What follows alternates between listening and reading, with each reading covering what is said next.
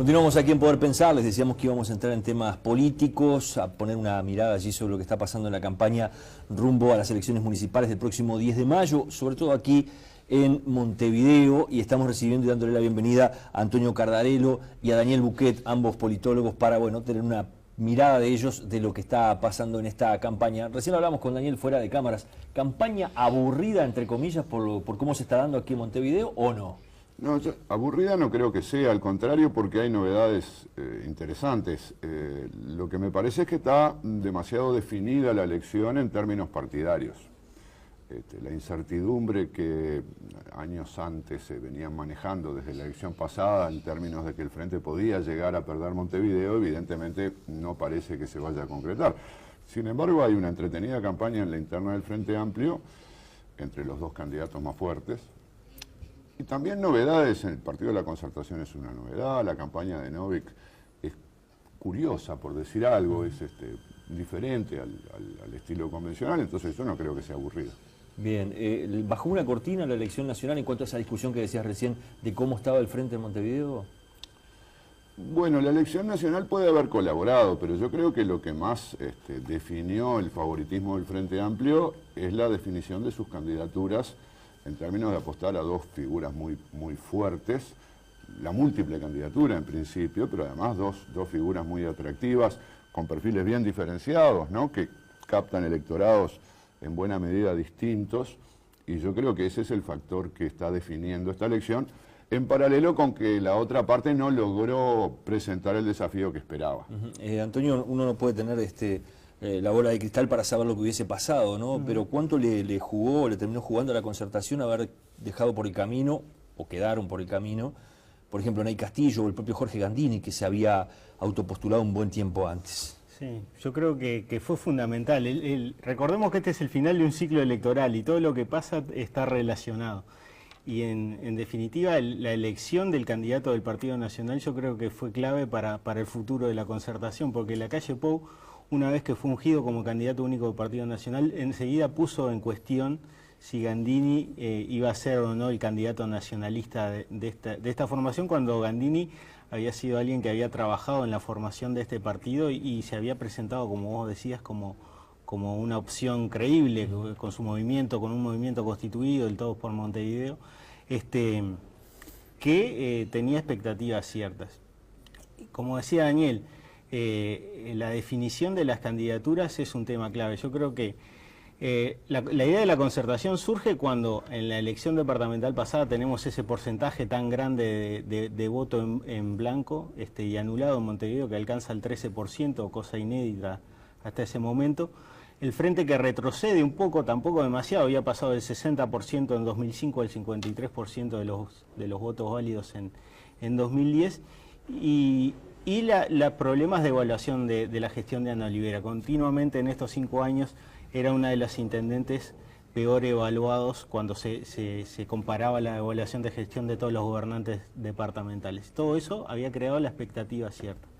Ahora, el tema de la definición de candidaturas por un lado, y el hecho de que el Frente Amplio mostró, tanto en octubre como en noviembre, que seguía siendo muy fuerte en Montevideo, que sigue siendo uno de esos, o si no todavía su principal bastión electoral, dejó a la Concertación con una debilidad bastante grande. Y el hecho que ni Gandini ni Ney Castillo, que había sido por otra parte también candidato ya en 2005, yo creo que le redujo las posibilidades. O sea, los problemas que había manifestado el Frente en cuanto a la selección de candidatos, por lo cual había sido muy criticado en 2010, esta vez el error corrió por parte de la Concertación.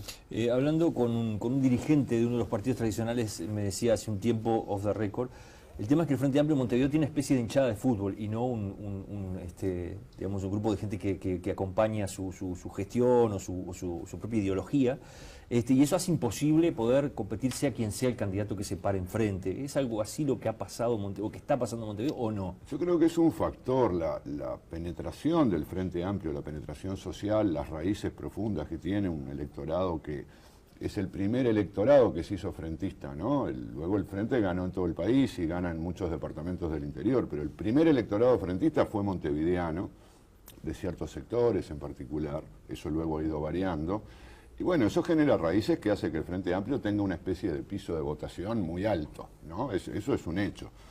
El diagnóstico hace 5 años era, bueno, ese piso ya bajó del 50%, por lo tanto se le puede ganar. Piso de un 40, de un 45, bueno, es muy alto, pero se le podría llegar a ganar. Es un factor que hace que el Frente Amplio sea un rival de cuidado inevitable. Ahora, yo creo que el Frente Amplio también tiene una cosa que el propio Gandini diagnosticó hace 5 años, y es que trabaja en Montevideo para Montevideo, con estructuras políticas, con liderazgos. Obviamente gobierna el departamento, tiene los municipios, tiene los consejos vecinales, tiene estructuras. ¿Qué dijo Gandini hace 5 años? Dice, nosotros nunca le vamos a ganar al Frente si 3 meses antes de las elecciones departamentales nos ponemos a pensar quién podrá llegar a ser un candidato. Candidatos improvisados, porque claro, si vos vas a perder una elección tampoco vas a invertir demasiado. Gandini dijo, no, acá hay que invertir en el largo plazo, hay que trabajar en Montevideo durante mucho tiempo para acumular y poder generar un desafío desde ese mismo escenario. No estaba tan errado en su mirada, decís vos. Yo creo que, claro, nunca lo sabremos, porque ahora, digamos, creo que todo el mundo critica la decisión blanca de dejar afuera a Gandini, la interna colorada que terminó llevando a Ney Castillo a renunciar, y todos pensamos, bueno, con Gandini y con Castillo podría haber sido otra cosa, pero no lo sabremos. Yo lo que creo que ese es un razonamiento muy atendible, inventando candidatos a último momento, inventando, quiero decir, con todo respeto para Garcés, para Novik y para Rackete, pero designándolos a último momento personas que no tenían ese perfil, que no habían hecho una acumulación en esa dirección, realmente parece difícil poder presentar un verdadero desafío. En el próximo bloque vamos a hablar candidato por candidato, pero me gustaría terminar con lo que es cómo se organizaron los bloques, por llamarlo de alguna forma, para esta elección del mes de mayo. El Frente Amplio decide ir con 3 candidatos aquí en Montevideo, cosa que hasta el momento no había hecho, históricamente no había hecho en la capital. ¿Cómo ves esa definición de quiénes justamente representan a cada uno de los sectores?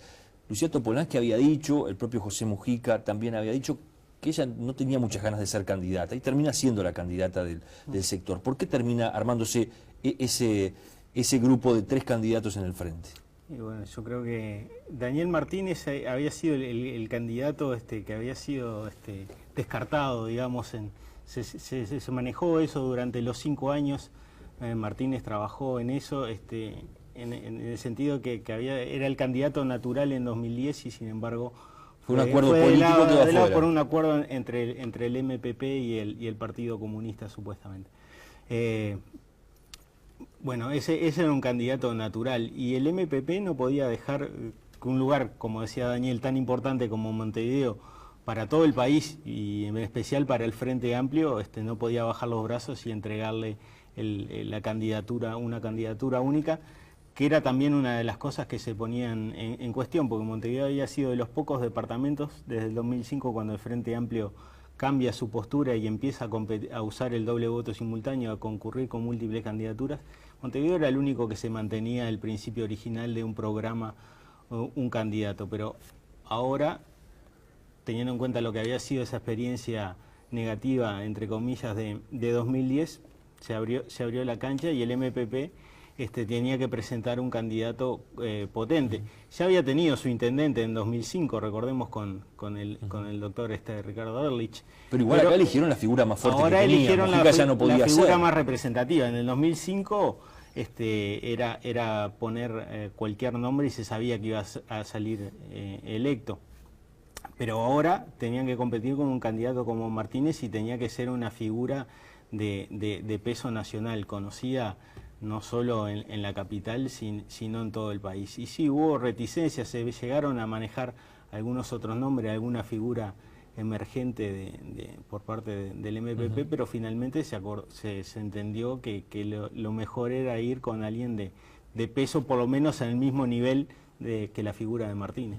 Les pido un minutito a los dos y después seguimos conversando, viendo candidato por candidato, qué es lo que ofrecen y qué es lo que puede pasar. Ya regresamos.